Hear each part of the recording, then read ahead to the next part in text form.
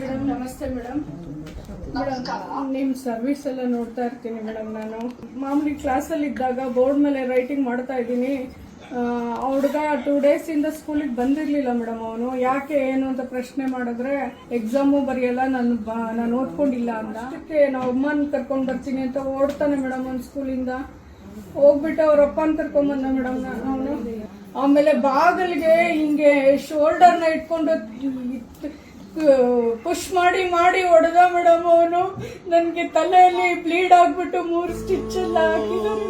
ಕೆಳಗಡೆ ಬಿದ್ದೋದ್ರೆ ನನ್ನ ಬಲ್ಗೈನ ಪಾದ ಈ ಸ್ಲಿಪ್ಪರ್ ಕಾಲಿಂದ ತುಳಿತಾರೆ ಮೇಡಮ್. ಪ್ರಾಣಕ್ಕೆ ಏನಾದ್ರು ಆಗಿದ್ರೆ ನನ್ನ ವಯಸ್ಸಾಗಿರೋ ತಾಯಿ ಇದೆ, ನನ್ನ ಅಡಾಪ್ಟೆಡ್ ಚೈಲ್ಡ್ ಇದೆ ಮೇಡಮ್.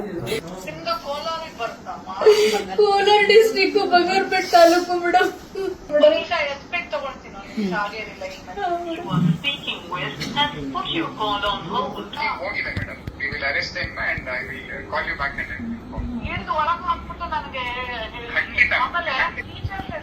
ರಕ್ಷಣೆ ಕೊಡಿಪ್ಪ.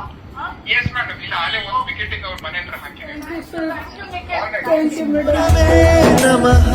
12 ಗಂಟೆಗೆ ಅವರು ಅರೆಸ್ಟ್ ಆಗಿದ್ದಾರೆ ಅನ್ನುವಂತ ಮಾಹಿತಿ ಬಂದಿದೆ. ಒಂದು ಧೈರ್ಯ ಕೂಡ ಬಂದಿದೆ. ರಾಜ್ಯ ಮಹಿಳಾ ಆಯೋಗದ ಅಧ್ಯಕ್ಷರಾದಂತಹ ಡಾಕ್ಟರ್ ನಾಗಲಕ್ಷ್ಮಿ ಚೌಧರಿ ಮೇಡಮ್ಗೆ ನಾವು ಕರ್ನಾಟಕದ ಸಮಸ್ತ ಶಿಕ್ಷಕಿಯರ ಪರವಾಗಿ ತುಂಬ ಹೃದಯದ ಧನ್ಯವಾದಗಳನ್ನು ಅರ್ಪಿಸುತ್ತೇವೆ.